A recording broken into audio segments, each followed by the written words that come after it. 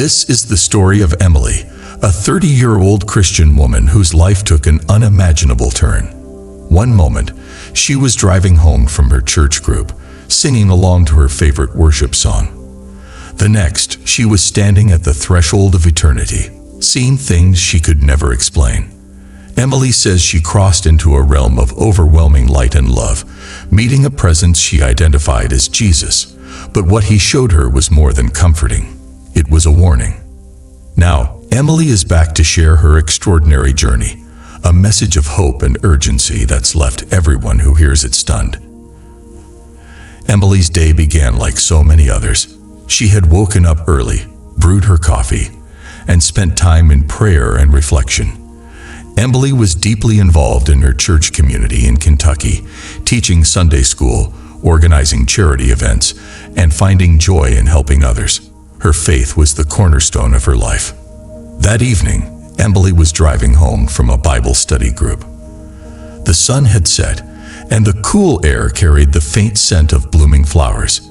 She had her favorite worship playlist on repeat, the lyrics filling her car as she sang along. Everything felt calm and ordinary, until it wasn't. As she turned onto a rural road, a sudden flash of headlights appeared in her lane. A truck was veering toward her, out of control. Emily slammed on the brakes, her heart pounding, but it was too late. The impact was deafening, the metal of her car crumpling like paper. In an instant, everything went black. Paramedics arrived quickly, finding Emily unresponsive.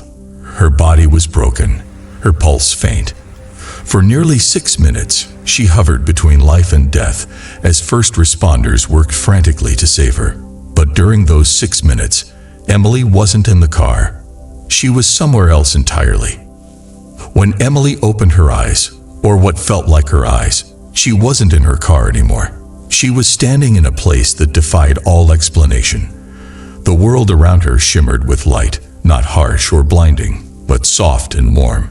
It seemed to come from everywhere and nowhere at the same time. Emily felt weightless, as though she had shed not just her body, but every burden she had ever carried. Her pain was gone, replaced by an overwhelming sense of peace. The air itself seemed alive, humming with a harmony that filled her with a profound joy. At first, she thought she was dreaming.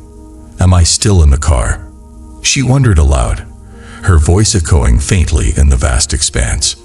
But before she could make sense of her surroundings, she felt a presence, a love so pure and immense it brought her to her knees. Emily didn't need anyone to tell her who it was. She just knew. It was Jesus. He stood before her, not in the way she had seen him in pictures or stained glass, but as a being of light and compassion, radiating a love that seemed to heal her from the inside out. Emily, he said, his voice both gentle and powerful, there is something you must see. As Emily looked into the presence of Jesus, she felt completely known, as though every part of her, her joys, her fears, her failures, was laid bare before him.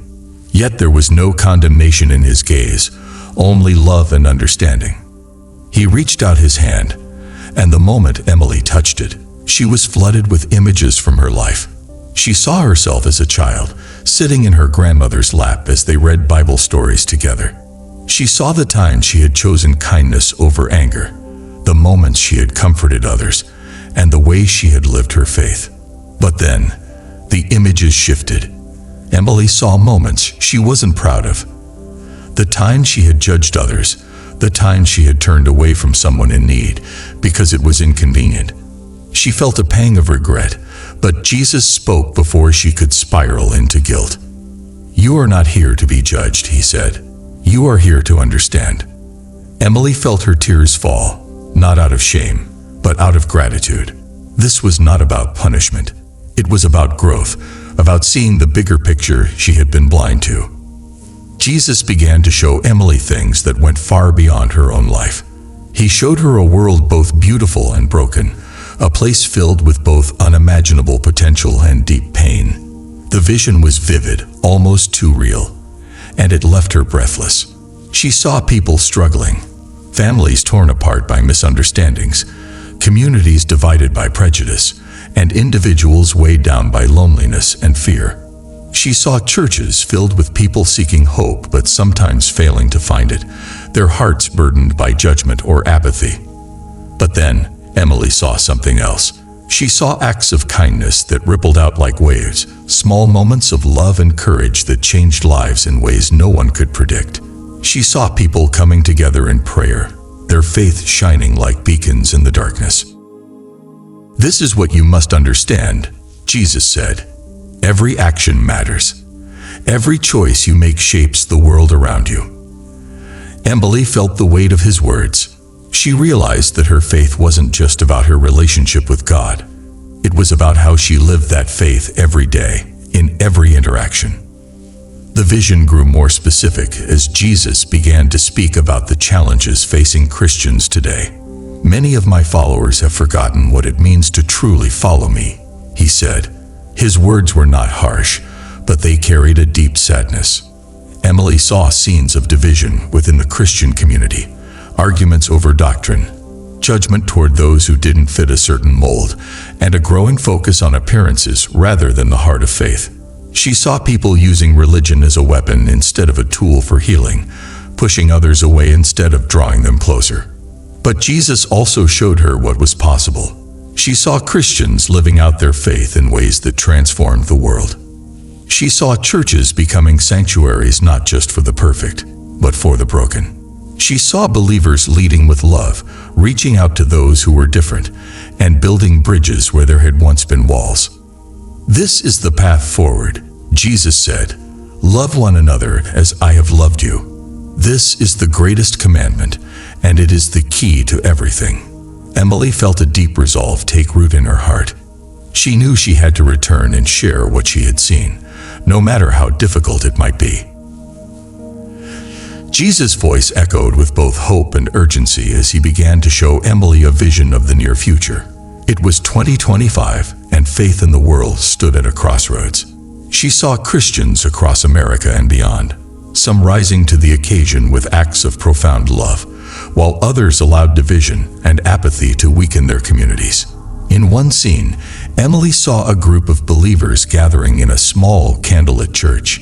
They weren't there for appearances or ritual. They were there to pray for their neighbors, to comfort those who had lost everything in a recent flood.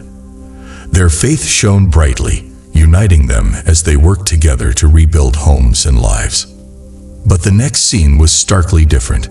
Emily saw large, impressive churches filled with people who seemed disconnected from the very message of Christ.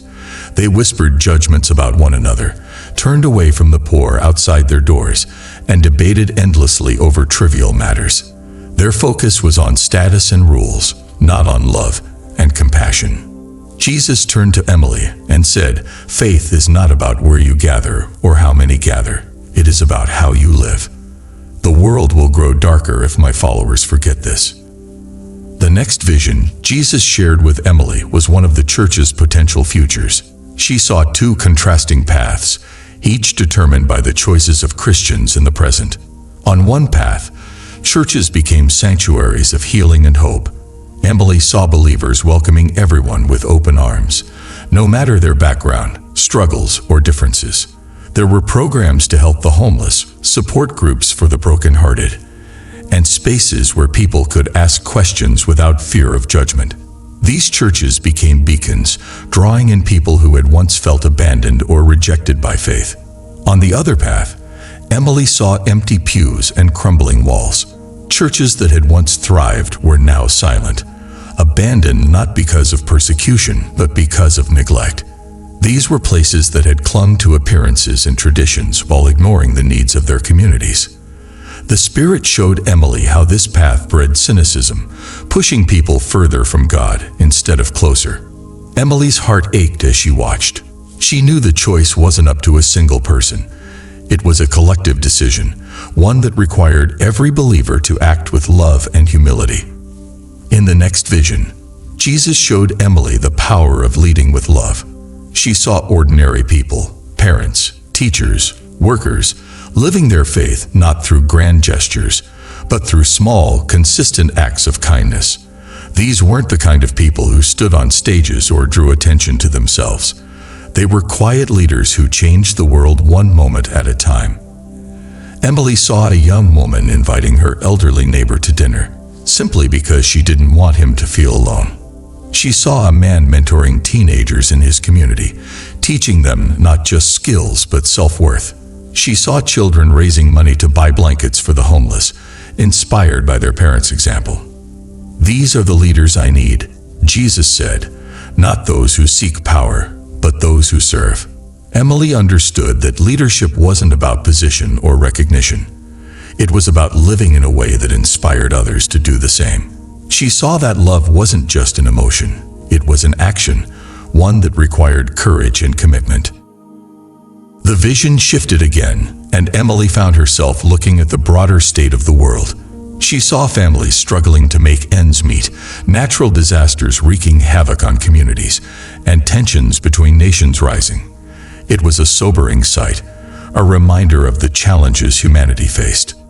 But amidst the chaos, Emily also saw moments of incredible resilience. She watched as people of different backgrounds came together to help one another after a hurricane. She saw communities pooling their resources to feed the hungry and care for the sick. These weren't just acts of charity. They were acts of faith, driven by the belief that love could overcome even the greatest hardships. Jesus' voice was calm but firm as he said, "The world will always face trials. But the question is not what the world will do. It is what my people will do. Will they despair, or will they bring light?" Emily felt her heart swell with both responsibility and hope. She knew that even in the face of overwhelming challenges, faith could inspire people to create change. Jesus then directed Emily's attention to those in positions of leadership, both spiritual and political. She saw leaders standing at podiums, speaking to crowds of people searching for guidance. Some leaders spoke with humility, acknowledging their own flaws and striving to serve those they represented. Others spoke with arrogance, using their platforms to divide rather than unite. Emily saw the profound impact of leaders who chose service over power. In one vision, a mayor in a struggling town organized a program to provide meals for children during the summer when schools were closed. In another, a pastor started a community garden that brought people together and fed families in need. These leaders weren't focused on recognition, they were focused on solutions. But she also saw the damage caused by leaders who prioritized their own interests. They ignored the needs of the vulnerable, sowed discord to maintain control, and turned their backs on the very people they were meant to serve. True leadership is rooted in humility and love. Jesus said, "Those who lead must first learn to follow. Follow me, and follow the needs of the people." Emily felt a deep sense of urgency. She knew that leadership wasn't just about those in high positions. It was about everyone who had the power to influence others, no matter how small that influence might seem. The next vision Jesus shared with Emily filled her heart with wonder and hope. It was a glimpse of miracles, not the dramatic, earth-shaking kind, but the quiet, everyday miracles that often go unnoticed. She saw a man who had been paralyzed for years suddenly standing, his legs strengthened not just by medical intervention, but by the prayers of his family and church. She watched as a single mother, on the verge of losing everything, found unexpected help from a stranger who had felt a nudge to act. "These are the miracles of faith," Jesus said. "They happen when people choose to trust in me and act out of love." But the miracles weren't always supernatural. Emily saw a neighborhood torn apart by mistrust slowly rebuilding itself through small acts of kindness. She watched as a divided family found healing after years of estrangement, their reconciliation sparked by one member's decision to reach out. Jesus explained that miracles often come through people who allow themselves to be vessels of His love. Emily felt an overwhelming sense of awe. She realized that miracles weren't rare. They were everywhere, waiting to unfold when people chose to act with faith and compassion. In the next vision, Emily saw a powerful example of what the Christian community could achieve when united by love and purpose. She saw believers of all races, denominations, and backgrounds coming together in prayer, their voices rising like a symphony. There were no debates over theology, No arguments about who was right or wrong. Only a shared focus on Jesus' teachings of love and service. Emily watched as these united believers worked together to transform their communities. They built shelters for the homeless, provided meals for the hungry, and started mentorship programs for at-risk youth. "This is what I desire for my church," Jesus said. Unity, not division. Emily also saw the challenges that came with this unity. There were moments of disagreement, times when old prejudices threatened to resurface. But she watched as people chose forgiveness over resentment, dialogue over conflict. It wasn't easy, but it was worth it. The vision left Emily inspired. She understood that unity didn't mean everyone had to think or worship the same way. It meant coming together with a shared goal of love and service. Despite the hope and beauty of the visions, Jesus also showed Emily the challenges Christians would face in the years ahead. She saw scenes of apathy, where believers became so comfortable in their routines that they forgot the heart of their faith. She saw churches that had once been vibrant dwindling because they failed to adapt to the needs of their communities. Emily also saw external challenges: economic hardships, political tensions, and social divisions. These struggles threatened to pull people further apart, making it harder for Christians to live out their faith in meaningful ways. But Jesus reassured her. "Every challenge is an opportunity," he said. "It is through trials that faith grows stronger." Emily saw examples of this growth. She watched as communities devastated by natural disasters became stronger through acts of mutual support. She saw individuals who had lost everything finding hope again through the love and generosity of others. The challenges were real, but so was the resilience of those who chose to walk in faith. Jesus then showed Emily the importance of families in fostering faith and love. She saw parents teaching their children to pray, not out of obligation, but out of a genuine desire to connect with God. She watched as families gathered around the dinner table, sharing stories of gratitude and hope. "Faith begins at home," Jesus said. "It is within families that seeds of love and compassion are planted." Emily saw how families could be both sources of strength and stumbling blocks.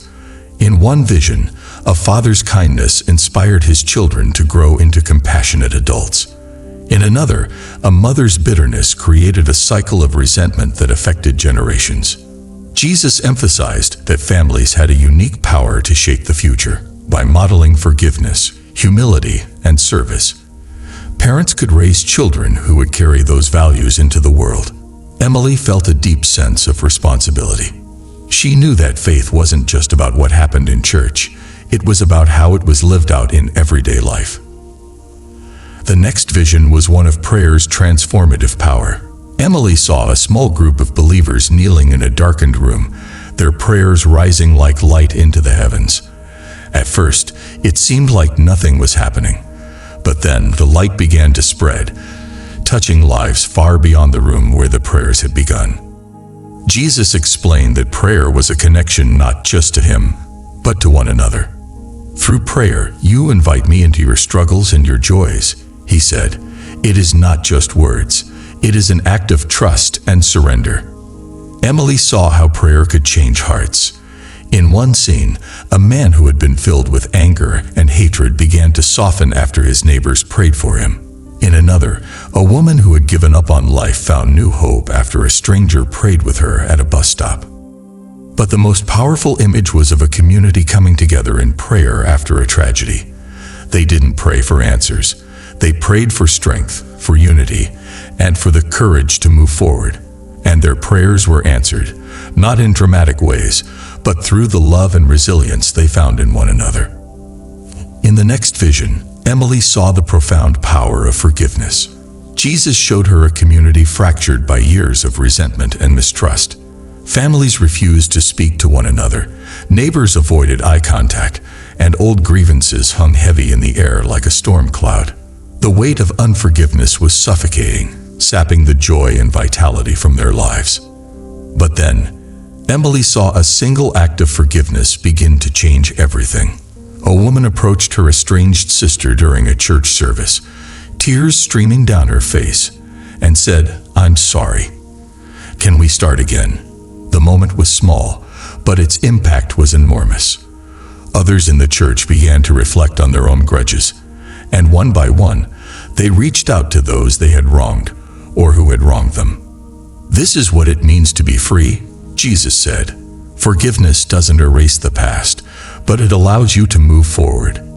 Emily saw how forgiveness transformed not just relationships but entire communities.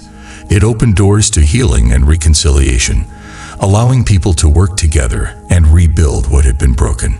She understood that forgiveness wasn't just a gift to others. It was a gift to oneself, a way to release the chains of bitterness and hurt. The vision began to fade, and Emily felt herself being pulled back toward her earthly body. She heard Jesus' voice one last time, filled with both love and urgency. "Your work isn't finished, Emily. Go back and share what you've seen. Tell them what matters most." With a sudden gasp, Emily's eyes fluttered open in the hospital room. Her body ached, her head spun, but she was alive. Tears of relief filled her parents' eyes as they held her hands, whispering prayers of gratitude.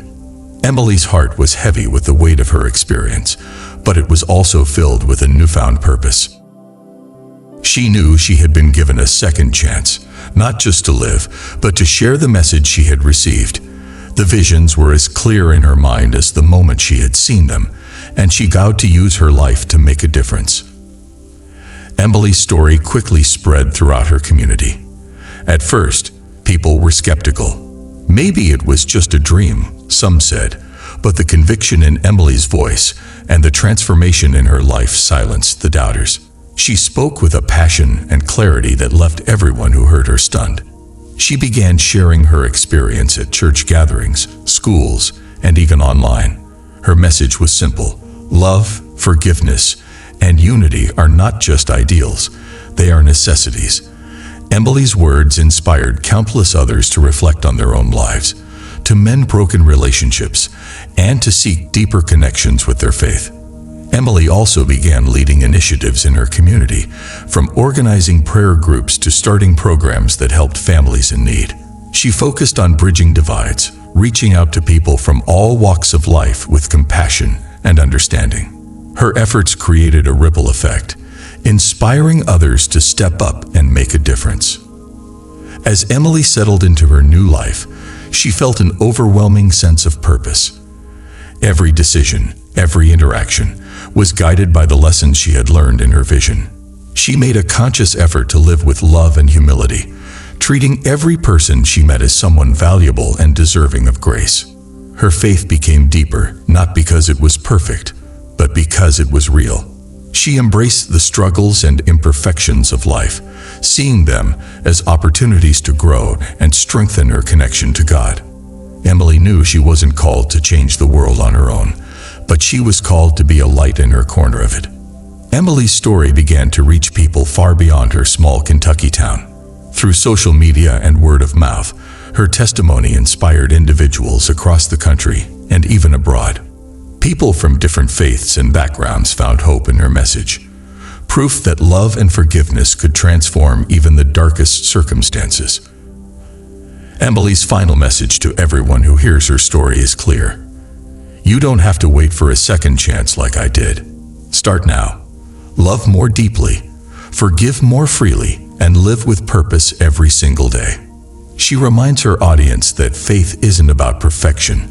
It's about striving to reflect the love and compassion of Christ in everything you do. She encourages people to embrace their imperfections and use them as tools for connection and growth. Emily's story is a call to action for Christians and non-Christians alike. She urges people to see beyond their differences, to come together in unity, and to make kindness and service a way of life.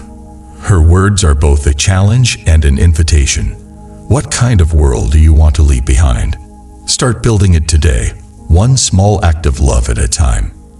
With her powerful testimony, Emily leaves an indelible mark on everyone who hears her. Her near-death experience isn't just a story. It's a reminder that every moment is an opportunity to make a difference, and that the greatest gift we can give is love.